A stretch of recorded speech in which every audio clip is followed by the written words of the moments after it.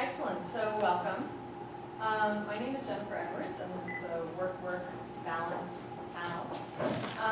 In the spirit of full transparency, I'll tell you a little bit about me, and then I'll let the panel introduce themselves. My work falls into three distinct categories.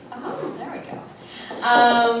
So I'm a writer, and I write poems and essays, and I've won some awards for that work. I also write articles, and I write for the Huffington Post and Dance Magazine and InDance.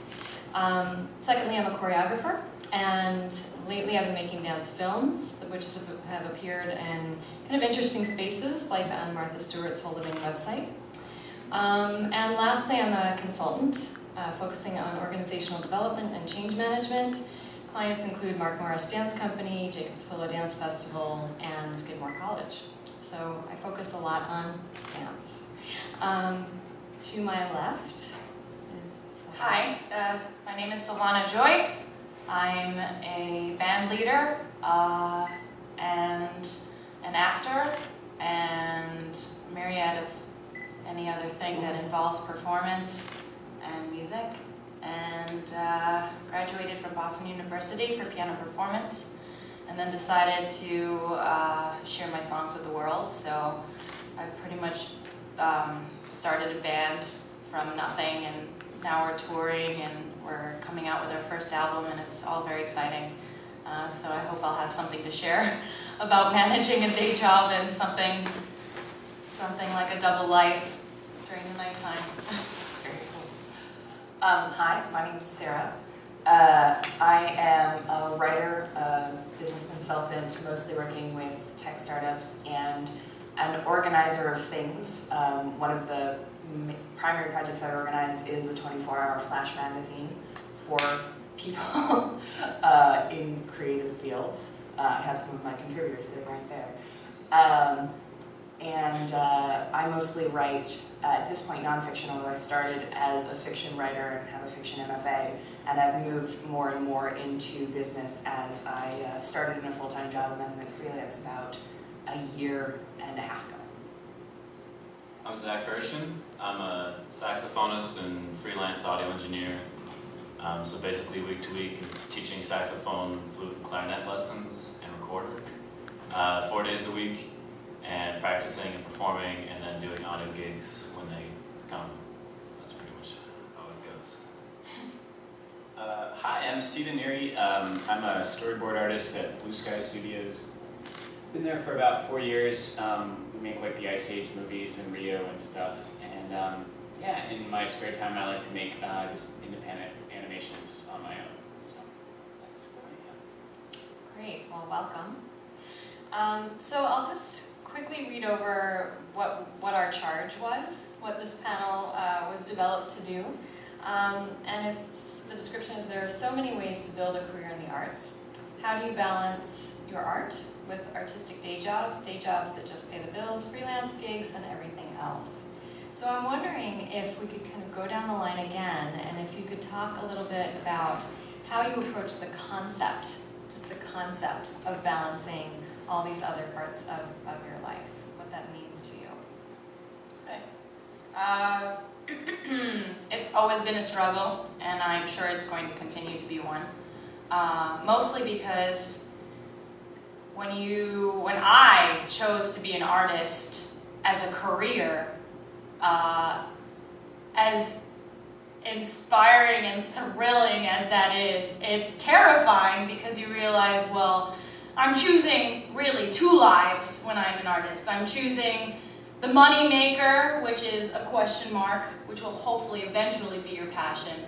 And then you're choosing to develop something from complete obscurity to hopefully some kind of recognition. So you're choosing to be really an entrepreneur, and also choosing to find something to be your own form of capital. So that was my first struggle. I was unemployed for 2 years, and that was a blessing in disguise because it gave me the time to focus on my art, on my music, and develop a really sound idea of what I wanted to do, what I wanted to put out into the world, what I wanted my voice to be, who I was as an artist. So even though I was barely making rent because I basically was being paid from the government, it gave me that time, and I think that that's crucial no matter where you are in your work status, is to give yourself the time to develop a focus and a direction as an artist, because it makes every single step that much easier. So yeah, for me, it's being surrounded by people who really truly support you. I'm at my job as an office manager for a real estate firm, not because I'm passionate necessarily about real estate, but because my boss understands that my passion is my music. And he understands that once in a while I'll be going out to Boston or to someplace in the US to tour, and he's very understanding of that. And I think that that's really important, that you're honest with yourself where your goals are, and you come from a very honest perspective towards your employers. And I think that's really worked out. So I think that's an important thing to consider. I had a similar experience with the job that I left about a year and a half ago, sort of. The question is, how do you manage a work-life balance? And my answer is probably poorly. I'm really bad at that, and I've always been really bad at it, and I've always taken on way more projects than I could probably complete well, and had to deal with that. And I'm actually have been thinking a lot about that recently. One of the things that did help me get to a place now where I feel I'm a little more balanced was, despite the fact that I did leave the job, I did have a job for some time that was very accommodating with the idea that I was trying to develop outside interests like magazine and writing and things like that.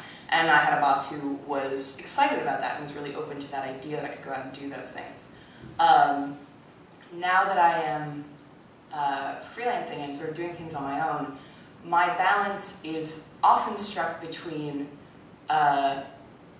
things that put money in my bank account and things that make me happy. And those are really the two paths that I try and figure out on a day-to-day basis. And since work makes me happy, which is one of the reasons I have a very poor work-life balance, because I work when I want to be happier,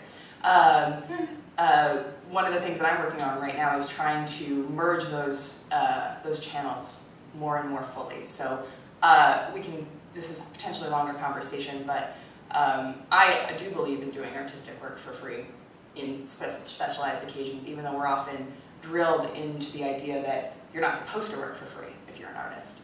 And a lot of my work in the last year has been trying to figure out ways of taking channels of work that I've done for free before and get paid for them, and trying to take things that I do that I get paid for and make them more fun.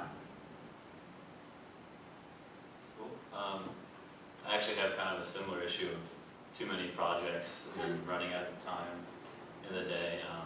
And for me, it's the musician's mentality of never say no. If you want to have enough opportunities in 5 years, you just say yes to anything and everything. And that's why I own half of this audio equipment or more things. This could be you. Yeah. For me, there's a couple different aspects in how I manage it. I have a weekly day job of teaching music lessons, and sometimes it feels like that doesn't pay enough, and so I debate should I cut back on that and do something else, or that's in the afternoon, should I have a part-time day job around that? And then the other aspect is that I do freelance audio work, and I've never really pushed that, but it could be something that I try to do more.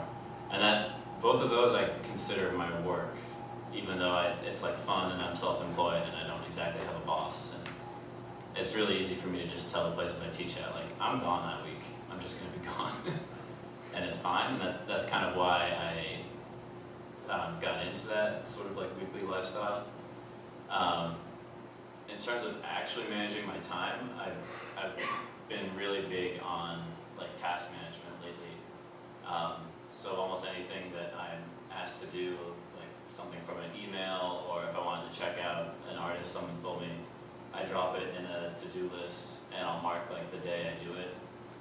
And I've been doing that for about 3 months now, and it seems like the average day has 10 to 12 tasks I've tried to assign, and I can maybe do 4. So there's a lot for me to learn. I really need to cut back or plan that better, but I've kind of accepted that things get pushed.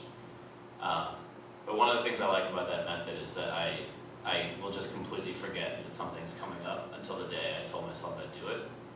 And so it doesn't like stress me out. Like I'm not worried that I have to prepare for this concert I have next Friday because tomorrow I'm free and that's the day I wrote down that I'll do it. But then you have to stick to it.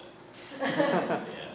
And so that was kind of one of my other things was that I have a tendency to like avoid things I don't want to do. So if it's in the to-do list for the day, it won't get done in the morning. And then 1 o'clock comes, I have to eat lunch. And then 2 o'clock comes, I have to go teach. And then I get home at 8, and then I want to watch Netflix, and then it's midnight. And I'm like, yeah, let's put that to the next day. So for me, that boils down to like, immediately do the thing you don't want to do that day. Like just get it done first. And that's not easy for me still, but it's a useful trick. Yeah, I feel really lucky that what I do for fun and what my job is are kind of related. Like I'm a storyboard artist, so I just draw that damn squirrel all day, like trying to get the acorn, pretty much. And those ideas don't work, so I think of new ones. But it is like related to the cartoons that I make for fun. So for me, like each step in my career is trying to get what I do for fun and what I do for money kind of closer together. So I might be really frustrated at work because I get a lot of notes, and as a result, I'll make a short on my own. And this last short I made, Dr. Breakfast, went to Sundance, and you end up getting more opportunities because of the work that you do for free, rather than the work you get paid for. So that's something that your job can see. Oh, you made this cartoon. Like, oh, let's give you a cartoon, and you're finally kind of getting paid for what you want to do. So that's sort of my approach, and I find that the two really sort of enrich each other along the way. That you're not as creatively burnt out because you're getting to do stuff that you want to do. I'd love to talk about space for a moment. Because what strikes me in kind of thinking about this panel and the idea, I love the idea of work-work balance rather than work-life balance, because I feel like as an artist, I don't know where work ends and life begins. Like life and art and work are like just one. It's me. Like this is it. And so it's interesting to think again conceptually about kind of.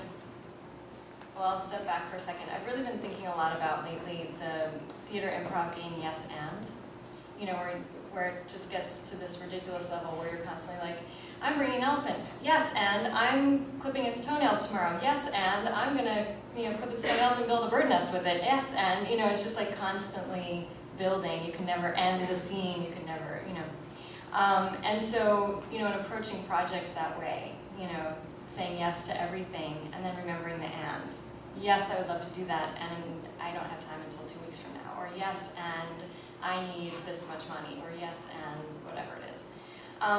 But that requires a lot of space, mental, physical, emotional space. I love the task idea and where you went with that, because you said then it lives here, and I don't have to think about it right now. More easily said than done, right? Because then you're at your job or writing something, and all of a sudden that thing just leaps from that task into this task. But I would love for you to unpack that a little bit. Like, how do you create the space in which to be creative and put that creative energy into your work in a balanced way? I do the same thing that you do. Although I basically live in Gmail. I live in the Gmail like stars. So if things are red stars, I have to do them today, and if they're green stars, I have to do them tomorrow, and if they're blue stars, probably don't have to think about them right now. The blue stars never happen. Blue stars never happen. Blue stars never happen. I have blue Yeah. stars in my email that are like 4 or 5 months old, and I'm like, oh. Yeah, there's things like, I bump you 5 months away. Like, do this thing for my mom, it doesn't have to happen.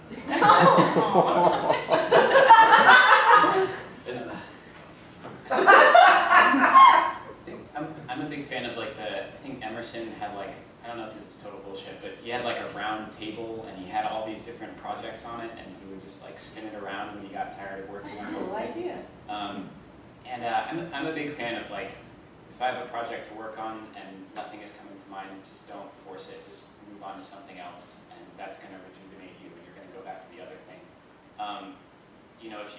if you want to just relax, like set aside like time to relax. I think that's really important. Don't just like say you're going to work on something and end up like surfing the internet, because then you'll just like feel bad and you'll like punish yourself. Like, oh, I didn't work today. Like, I got to work until midnight to make up for it. So just, you know, set aside 2 hours. I'm going to watch this movie, or I'm going to go for a run or something. I think that's really important to be honest with yourself about how you're using your mental and creative energy. Absolutely. For me, I actually reserve certain days for certain activities. For me, Sunday and Monday are band days where we rehearse. We absolutely have to do it on those days. If not, I probably turn a bright shade of purple. On Tuesdays, I usually do something, I would say, either networking related or project related. Meaning, if I don't have a project going on besides my band, I like to collaborate with different artists. It's one of the things that I do that helps the career stay rich in the arts. Networking is just, you know, invaluable. So if I'm not doing a project, I'm going out into the street and seeing a band I've never seen before, or I'm supporting a friend, I'm supporting a fellow artist, and I reserve Tuesdays and Wednesdays for that. And then Thursday is my socializing day that doesn't have to do with networking, and I definitely set aside either Friday or Saturday for doing absolutely nothing. I need to have time where I'm literally doing the stupidest thing, like staring at a wall for odd ends of the day. In terms of space, I need a lot of space. And I, as an artist, cannot create on a schedule. It happens while I'm walking to work. It happens while I'm on the toilet. It happens while I'm speaking to someone at a cash register. It happens just at the oddest moment. So trying, for me, to schedule creativity never happens. But that's kind of the fun of it. So for me, it's more about having a relationship with the days of the week. Choosing days. In terms of space, I have kind of like a literal approach to that. Like I don't like to practice in certain rooms. Or like my apartment is teeny, and there's pretty much like a bedroom in the apartment, and my girlfriend lives there with me, and so it's like I don't feel comfortable making loud noises. The neighbor's often home, and so for me, it's like I know what days I'm going to be teaching at different music schools, and I'll go early or stay late because I like to play there. And I was wondering what you guys think. Like I've talked to my girlfriend about like wanting to go to a cafe to do your work, or like having a place you go to do your work and then you go home. Not something I'm currently really pursuing as much, but I was a painter for many years, and I loved having a studio. I loved having a studio that was not in my house so much. It was great to be able to get up and pack my things and go get breakfast and go to work and work all day, like in a space that wasn't my home, and then come home and feel like I separated myself. Yeah. But I actually do schedule creativity sometimes. I'm a big fan of. I haven't managed to do it very much in the last year and a half because freelancing fucks with your schedule a lot. But I'm a big fan of retreats, of the idea of like doing something for a week, or attempting to take an entire day and write. When I was in graduate school and I was trying to finish my thesis, I was writing 8 hours a day for a month, and it was awesome. I didn't do anything but that. And so there's a part of me that likes the idea of scheduling. It's hard for me to schedule like 2 hours to write, but I love scheduling 3 days to write, or like a week to write. And it's been a long time since I've done that, and it's sort of like a need that builds. And it feels a lot like moving to another room. It's like moving to another brain space to do that and staying there. I think for me, for space, if I can prioritize, like I commute to Connecticut every day. I live in Brooklyn, so it's 2 hours each way, and it's so terrible. You know, it's like 20 hours a week you're spending on a train. And at first I would read a lot. You know, you'd go through all the Russian authors and all the. I always wanted to read Crime and Punishment, and eventually you kind of realize like, oh, I have this have this space, like this time every day, like what can I do to utilize it? So I just made a film, you know, and I would take light boxes on the train. They have like electrical outlets, you can just plug them in. I would have my laptop everywhere, and just this thing that was like a daily grind kind of became this creative time. And I'm on a train, so I can't go anywhere else. I can't do anything else. And you can just, if you can turn that around and use it to your advantage, I think you're really, yeah, that's a powerful tool. So. Technology is definitely your friend when it comes to managing time, just because things can be so instant, and if you have that internet connection, you can do this seemingly meaningless update, which keeps you in the vein with your fan base, with the people that you're interacting with. So that's definitely a plus to have, you know, a smartphone or an iPad. Oh my God, I am selling iPhones to you. I'm so sorry. I'm so sorry. I used to write on the train, and I went through a period where I didn't do that anymore because I felt like I wasn't getting anything done that was any good. Like I would always get to work and be like, oh, that was crap. I stopped doing it for a while, and I went back and read a bunch of the things that I'd done on the train a while ago, and I realized that a lot of them aren't crap. Like a lot of, it's not like oh, I've written my great American novel while I was on the subway, but sometimes for me the 2-minute drabs that you get out anytime you can, I feel like we have a tendency to discard them because we're like, oh, that didn't work, that was awful, that was sort of felt really half-hearted or something like that. And distance can make those things so much more valuable. So sometimes for me, a lot of those little things you capture, like putting them into a catch-all and coming back to them later, and you have more time to let them have space.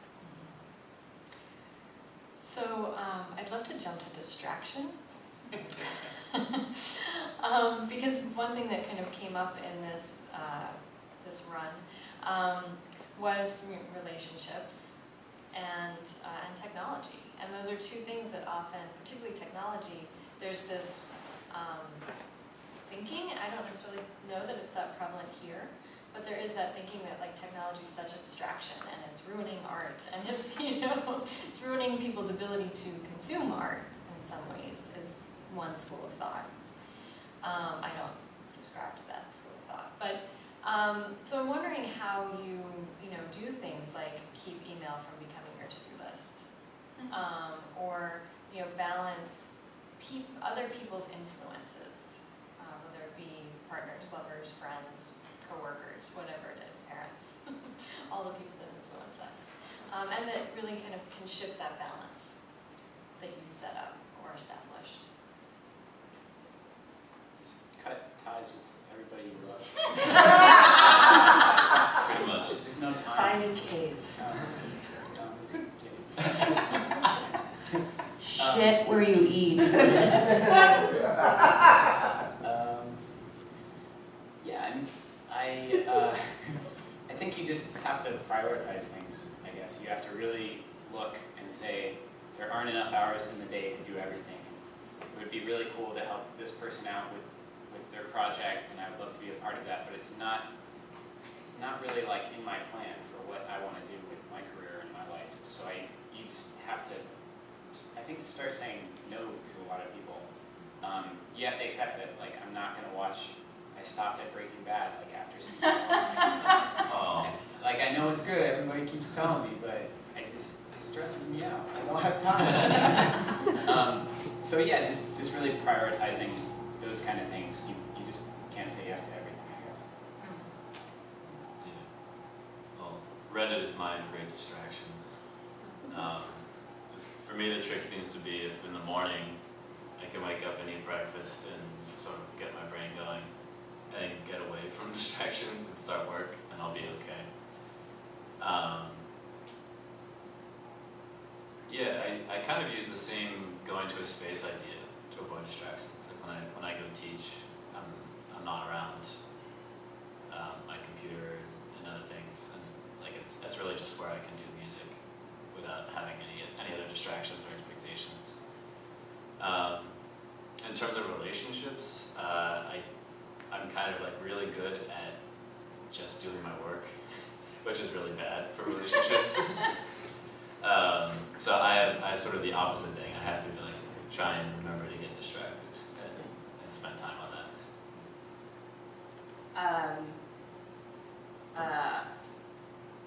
I get distracted all the time.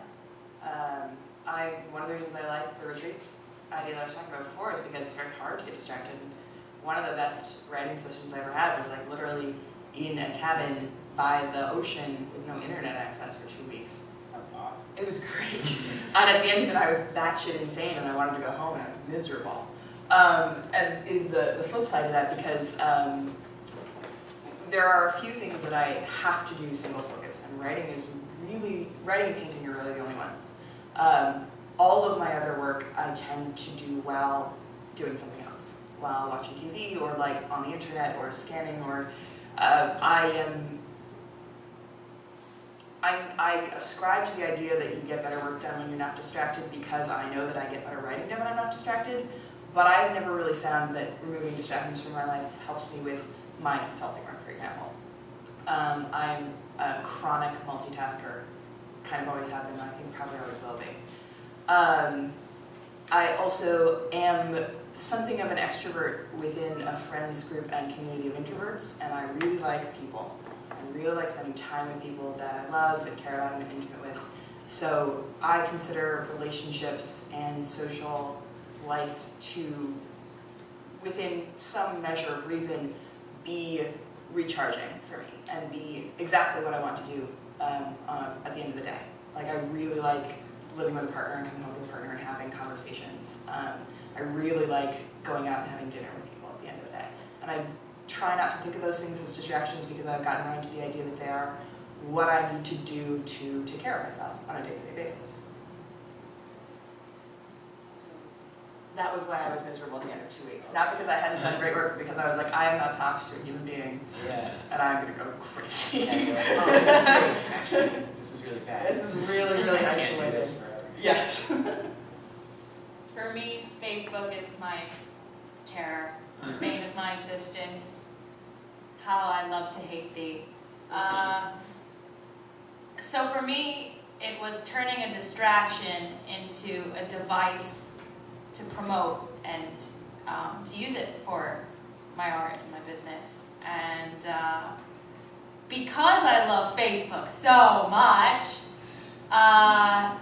when I am on Facebook, I make sure that when I'm on there, I'm also doing something related to my band, promoting the band.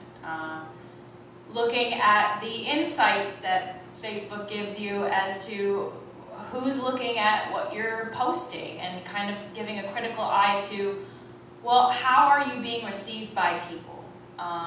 So YouTube and Facebook and all these social devices, you know, they may be time wasters in a very traditional sense, but as an artist and as an artist who wants to have more and more people looking at them in order to be lucrative, it's also a necessary evil tool.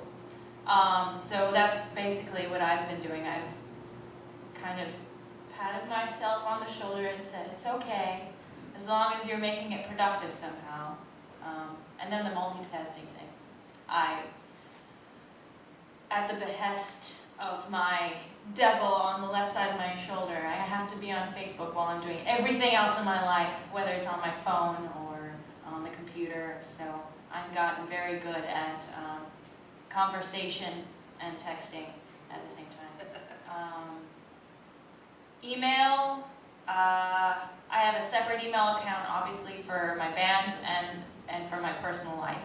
And that's really important because you have a database that you want to maintain and a certain professionality that you want to maintain. And that helps me also make that separation, that mental separation in my life between this is work related and this is personal. And I have my own calendar for my band stuff. I have my own spreadsheet of contacts and all that stuff. So it gives me a time to go into a separate space on the internet and say, okay, this is something I have to devote some time to.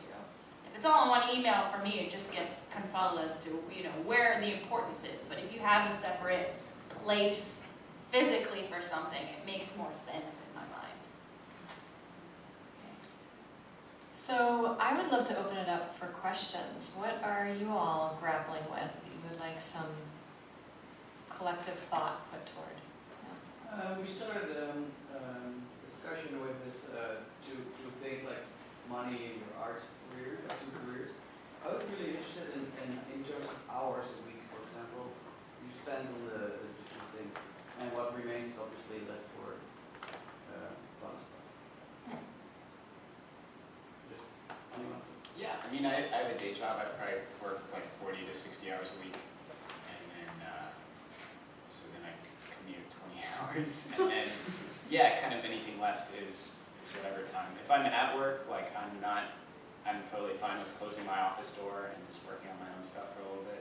If something's not working for me, then just switch gears and work on personal stuff or draw a doodle or something. When I start like working on a film, I'm probably working on it 10 to 20 hours a week. I feel like it's better to do things like slow and steady rather than like stay up all night working on your personal stuff and then you burn yourself out and then you don't do anything on your film for like another month or something. And yeah, I just think kind of perfectionism is the enemy, because if you want everything to be perfect, you're just never going to get anything done. So just kind of chugging along and chipping away at projects is the way I do things.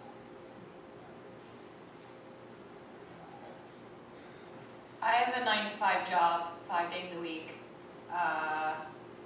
Transportation for me is when I get on my iPhone and I go to Instagram and I go to Twitter and I go to Facebook and I do all my morning, hello fan base, I'm checking in kind of things. Having a 9-to-5 job when you want to start your own business is incredibly draining. I don't recommend it. I became a TaskRabbit very recently. Actually, I'm in a queue. Not technically yet, officially. But TaskRabbit is a website where you can do all sorts of jobs. You basically bid how much you'd be willing to make on it. And it's a great tool for supplementing your income. And for me, I try that supplemental income. I try for that to be a creative thing. I try for it to be a collaboration. I'm going into audio production a little bit for myself, and I'm doing a friend's EP. So I'm recording his EP, and I also offer to do the album art for his EP as well. And I'm taking on some video editing jobs because I learned how to video edit when I was trying to edit my own music videos. So I've been learning a lot of tools and tricks that aren't necessarily about being a musician or performer, but are important to have in your, if you can't find someone to do it, you do it yourself. You kind of have to. So that's a cool thing. I've been using these tools and tricks that I've learned as an artist promoting herself and tried to actually make it into a source of income, at least supplementary, if not more. So that definitely helps. Having a 9-to-5 job means that the stuff that you want to do creatively, you usually have to do it at night or very early in the morning, and I'm not a morning person. So that's how I have that whole week schedule thing. These nights are band, these nights are networking, and that kind of thing. An hourly breakdown. Hard for me to answer right now because I'm coming back from actually a pretty severe burnout, which I'm talking about later in the day. But my schedule's kind of fucked at the moment, honestly. But I think it's a little more complicated than simply dividing things into things that pay and things that don't. I do a lot of creative work that doesn't necessarily pay me money, but I anticipate may pay me money in the future, or I find of immense personal and professional value. Like, my magazine does not pay me, but it is probably one of the best things I've ever done for my career and for myself. I also tend to do things like consider stuff that I do to relax as also potentially money-making. Like, I craft a lot and I crochet and things, and I keep meaning to put all of my crocheted random scarves onto Etsy and hopefully make money from them. But hourly breakdown is what you asked for. probably on a week-to-week basis, I work somewhere between 20 to 30 hours on things that are paying me, and probably another 20 to 30 hours on things that are not paying me, but that I think may at some point pay me. That is a radical difference from when I was working full-time, and I was working 60 to 100-hour weeks at my full-time job, and I was maybe working on creative stuff when I was on the train for 40 minutes at a time, if I was lucky. And that was a very different experience. And so that's one of the balances of day jobs. I teach 4 hours a day, so that's 4 days a week, 16 hours a week teaching, and it's about an hour commute to each place that I teach at, so that's 8 hours a week. And then around that, I like to practice 2 hours a day if I can, but that's hard to do. If I was totally free, I'd probably do more. And other than that, most of the morning is spent organizing projects or emailing people, and so that might be between like 10 and 2 kind of thing. And then at night, I often do some type of extra work for an hour or 2. And then audio work is sort of like a one-time, just splash thing. It's like, oh, do this concert, and then that eats up like half a day or a week or something. And so that tends to disrupt what we're doing. That's the breakdown. Also,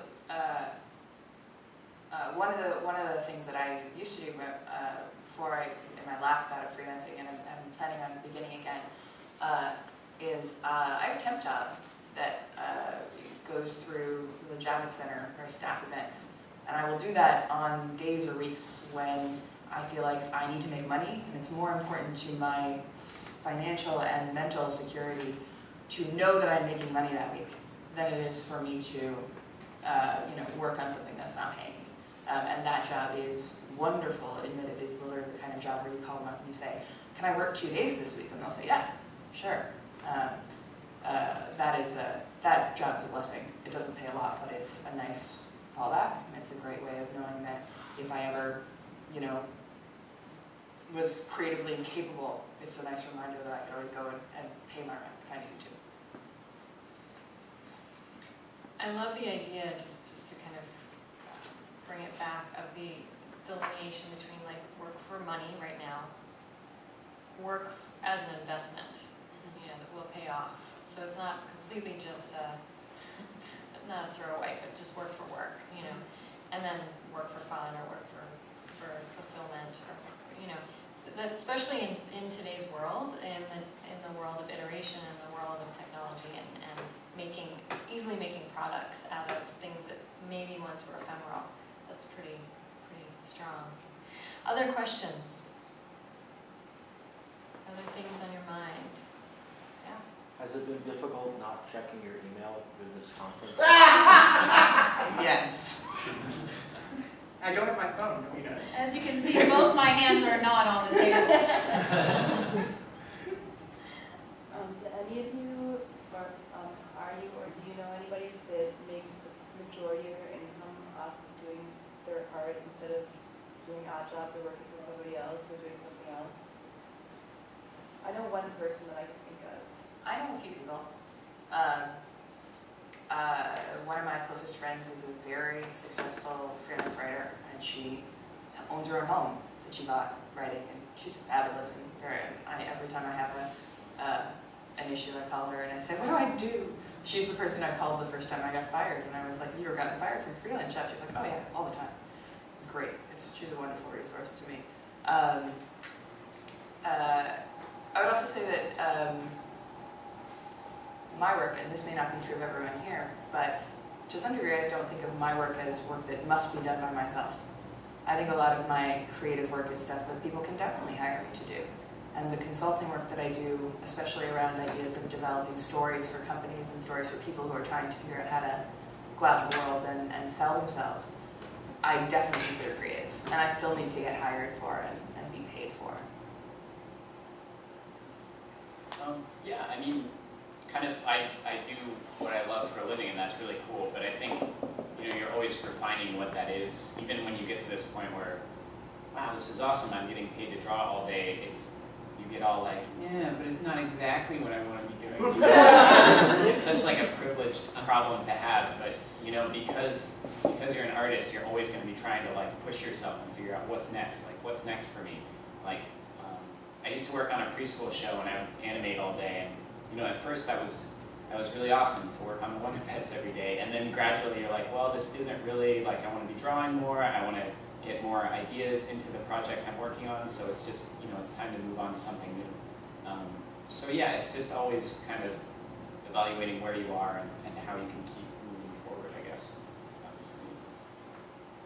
The people that I know that are successful in that sense, where they're doing their craft every day and making money from it, have found that they've spent the majority of their time using their craft for other projects that are either they're jumping on the boat and they're already lucrative. You know, I have a drummer friend who just finished a tour all over America with Michael Graves of Misfits, and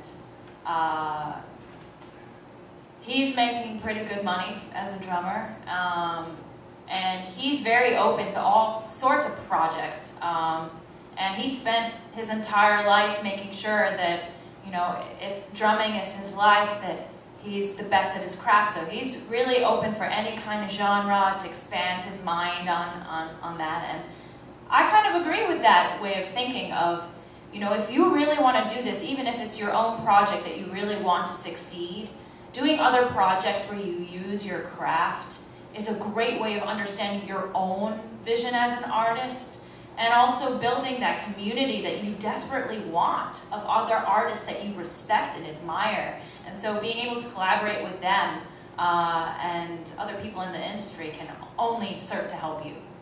So I know that people who are successful as an artist, they're collaborating with all sorts of people.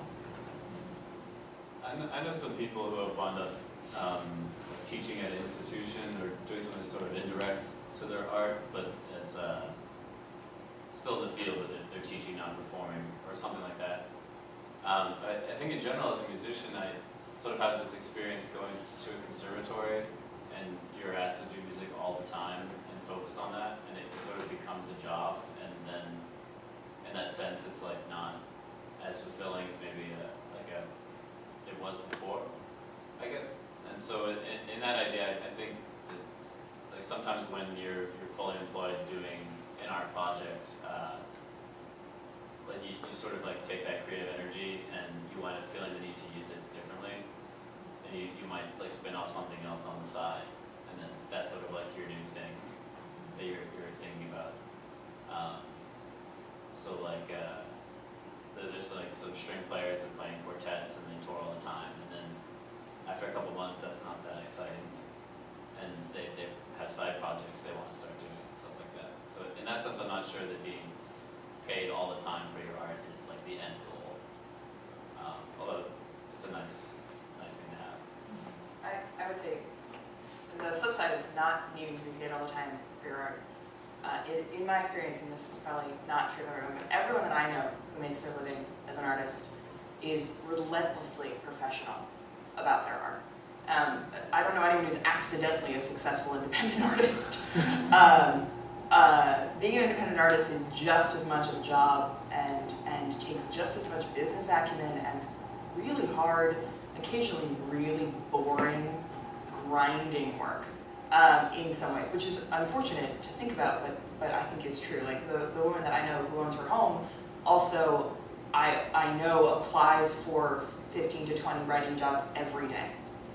And I've talked to her about how she puts her schedule together, and she's like, I have it down to science. I get up in the morning, I look at all of my feeds, I pick out 10 jobs or 15 jobs that I want, I have cover letters ready to go, and I've done it, and it's done, I do it by 11 o'clock, and I have the rest of my day. And that's how she gets by.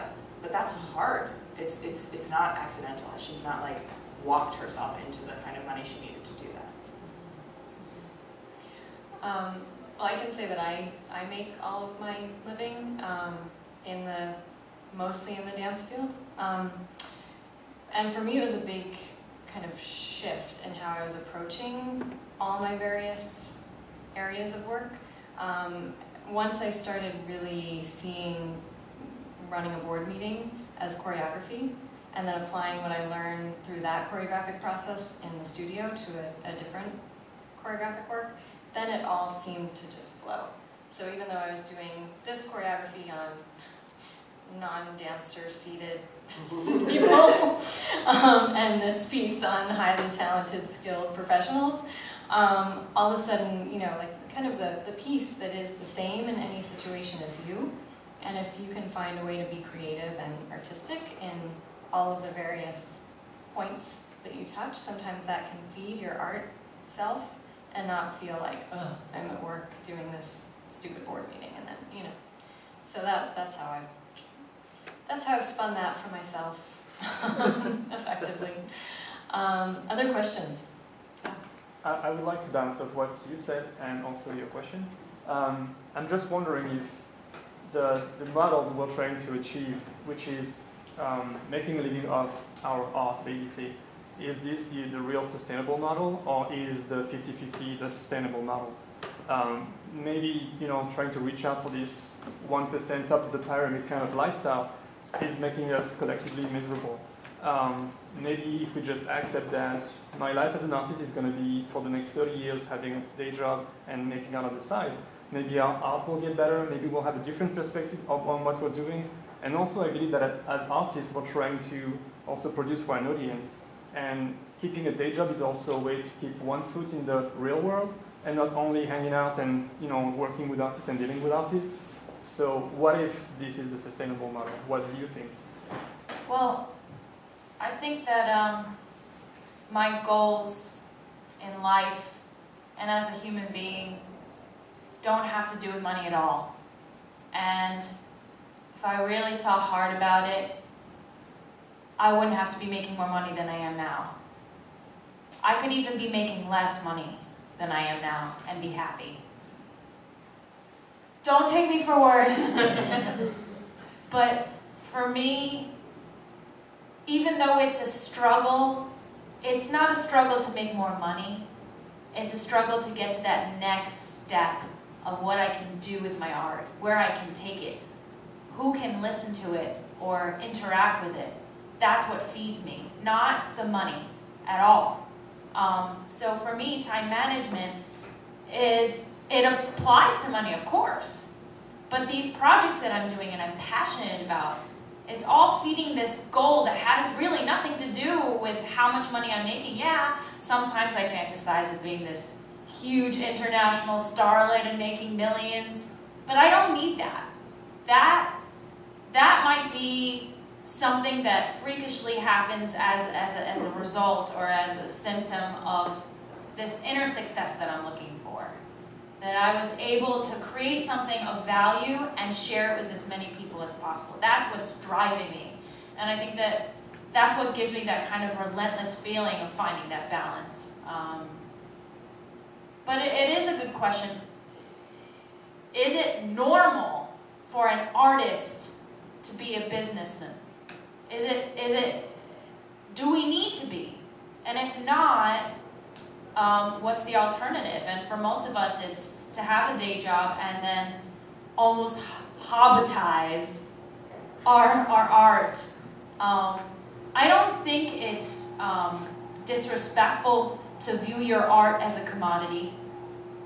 It's just a choice that you make that I think it's something that can be lucrative, something that can be marketable.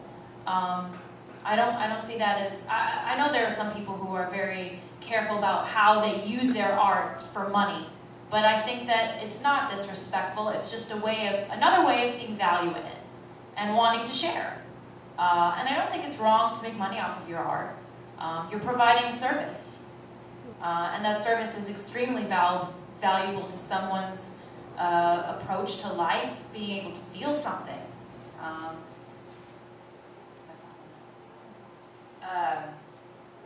And maybe I went out on this one. I'm incredibly financially motivated. I believe in sustainability. I do believe that money can solve problems in your life. But I also believe that community can solve problems in your life, and sex, and relationships, and love, and lots of things. I think it's important to draw a distinction between the idea that lifestyle as an independent artist is sustainable and that it's wildly successful.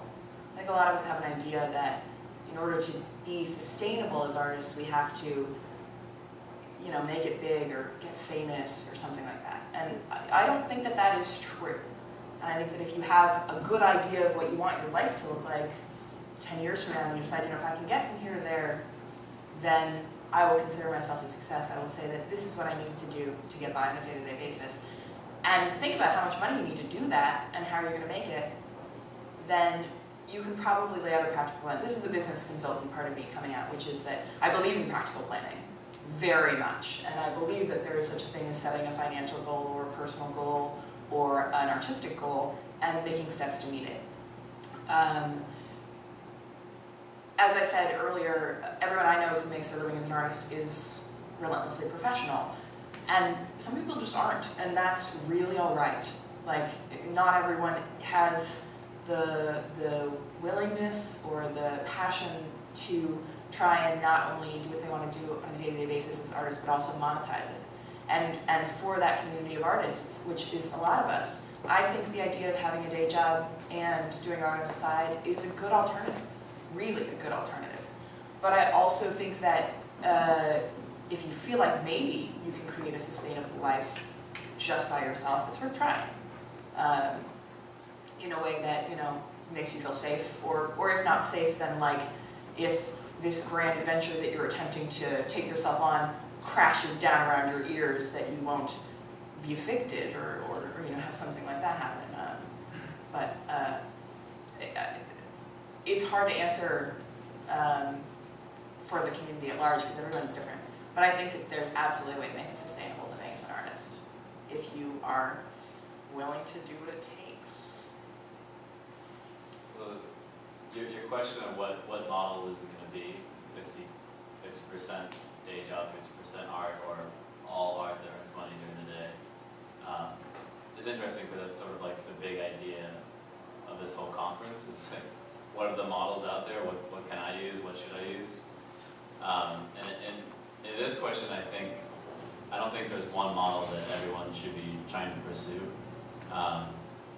And in general, I think the best thing we can do is see what other people are doing and take some ideas. But everyone's unique in how they want to manage their daily life. So for me, I see a lot of like friends from high school who have had just full-time day jobs, and now they're married and they have a kid and they bought a house, and one of my friends just sold his house, and it's like, oh my god, I'm still just trying to have regular income. So you sort of see these different interests, and that might make you want to change your model. But when I picture being an artist and having a day job versus not, it doesn't really seem like a big deal to me, because if I'm splitting it, it's like I spend half my day earning money working somewhere for someone else, and they've created that structure in what the job is, and they're sort of like organizing and helping that happen. And then the other half I'm free to do my art. If I do my art all the time, I have half the day to do my art and half the day to run the business of my art, because I still have to market and manage and do that. And so either way, I'm doing business things half the day. So I don't really care if I go to someone's place and do it for them and get paid, or if I do it for myself. I might even be less happy if I do it all myself, because I'm constantly doing one thing. And then I have to make enough to hire someone to help them take the stress off of me. To me, just like going to art school is ridiculously expensive. Like, it's too expensive.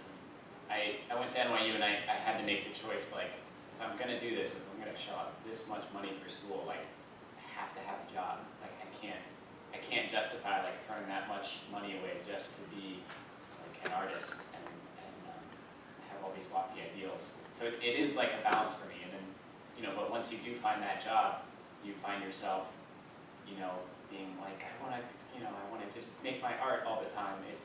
it's just such a strange like push and pull for me, and I don't know what the right balance is. I'm still trying to figure that out myself, I guess. So, good question. I guess the greater point is that it's always going to be a balance no matter what, and it depends on what your interests and strengths are as a person and where you feel most motivated. If you feel most motivated by having a structure in your life, then maybe having a day job is ideal for you. If you feel more motivated having the freedom of doing something on a whim, of being impulsive, then maybe having your art be an everyday thing is what you need to do, because even though there is structure, there's still so much more freedom. You're still your own boss.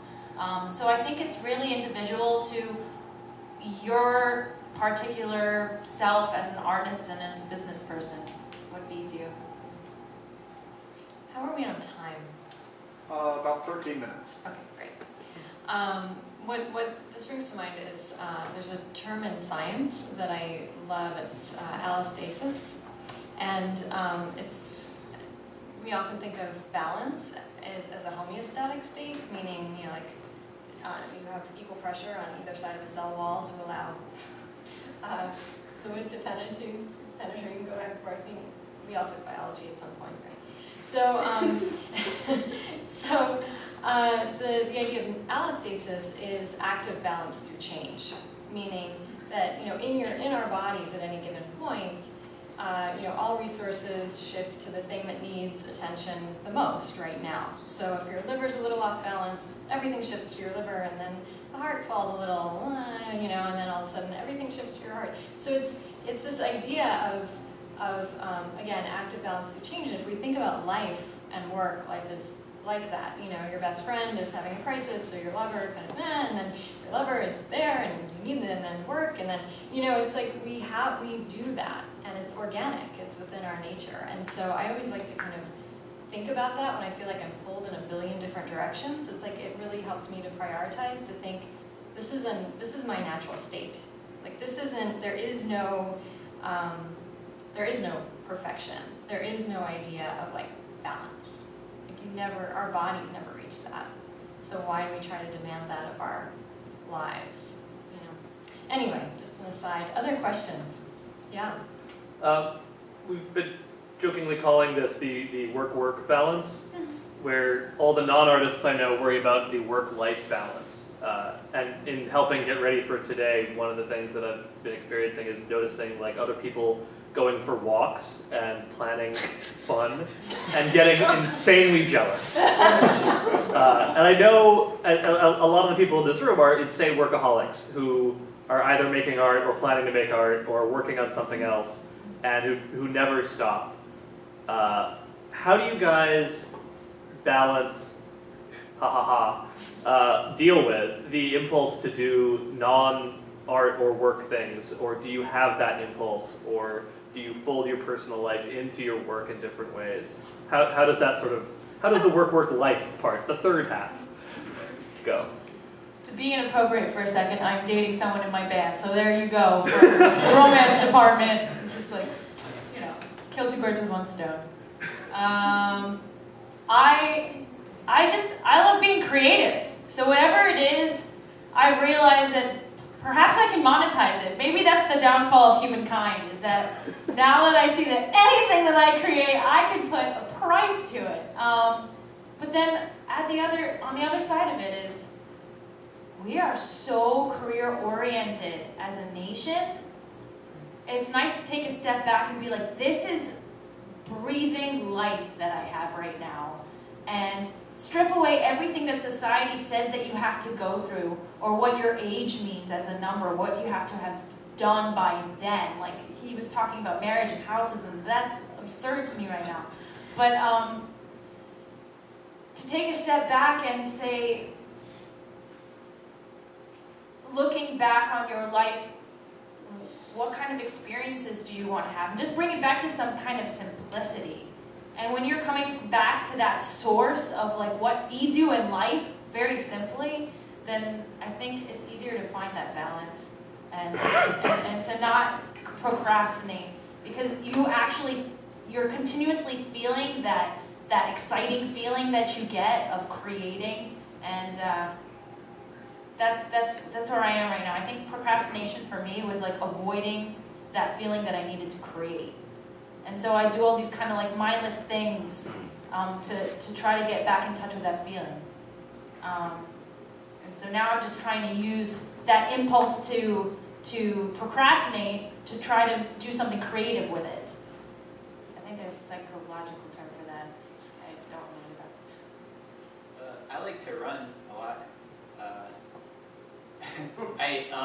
I work, in Connecticut. It's kind of out in the boonies. There are no towns. Like the nearest town is 3 miles away. I don't have a car.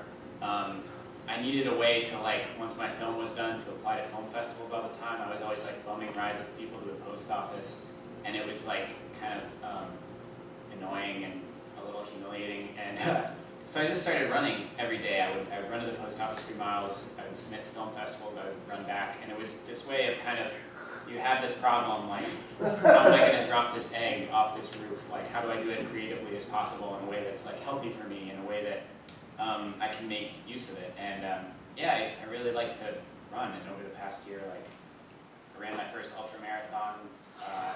It's like these things are really. How? When do you have time to train? He just runs to Connecticut. Like, I tried to do it on my birthday on August 2nd. I went to work, and I got 18 miles, and then I was like late. I didn't have enough time, so I got back on the train. But there are these things you do for fun, and then like you start realizing like, oh, I'm gonna take this just as far as like I want to go with my art, and it's all related. So I think if you can just, whatever you do, be passionate about it. I guess. And then I have a very loving partner who, when I get too absorbed in the work, she tells me to shut up. That's really helpful too. So all those things balance.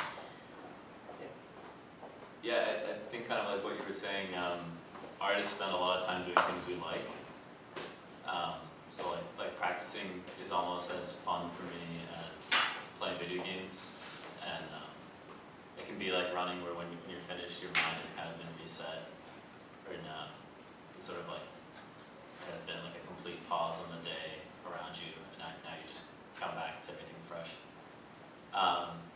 But in general, for me to relax, I kind of need to have achieved enough during the day, or like feel like that's enough. I can wrap that up and just like check out for the rest of the day.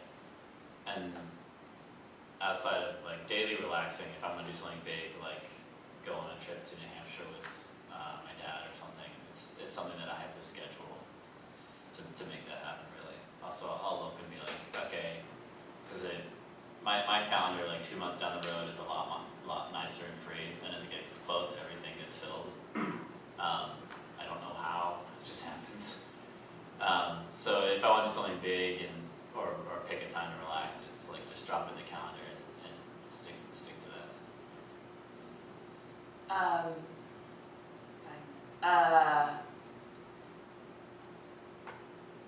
I actually have a very deliberate way of approaching this, but I'm trying to think how to phrase it. And what I probably should do is give you a little context, which is that probably for the past, since before I went to college, I've suffered from an incredible amount of imposter syndrome.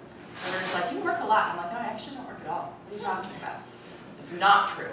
But it still happens. And I, as I said earlier, really like spending time with people, and I am a total goofball, and I really like going outside, and I really like just doing things that are fun. And I own 100 shades of nail polish, and I really like painting my nails. And one of the things that I do to try and deal with that is, it used to be that I would work until my body would literally give out, or my brain would give out, and be like, no.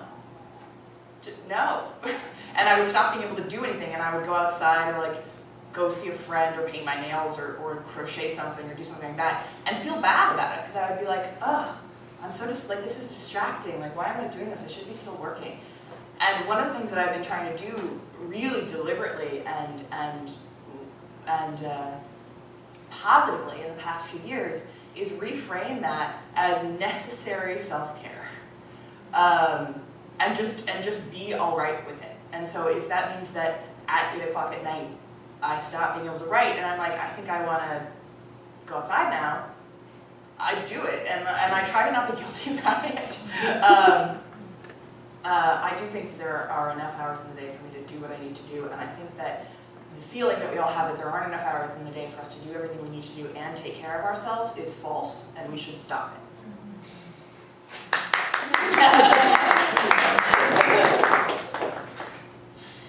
So we're almost at time. Is there a burning question, short question that anybody wants to ask?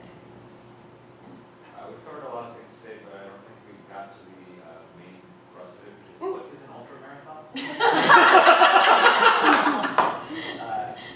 Anything over like 26 miles. Oh my dear Lord. Wow. I just did like a 30-mile run. It's not bad.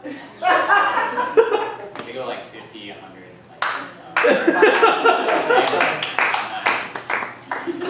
There's some great story about a person that's a 100-mile marathon runner, and when they're training, they'll order pizzas like to an intersection. Just take it and eat because they're running for like 6 hours or something. That was Dean Carnassus. Speaking of time management. All right. Well, I would love to thank the panel, and I would love to thank the audience. Thank you for being here. Thank you for your attention and your generosity, and thank you for the generosity of the panel.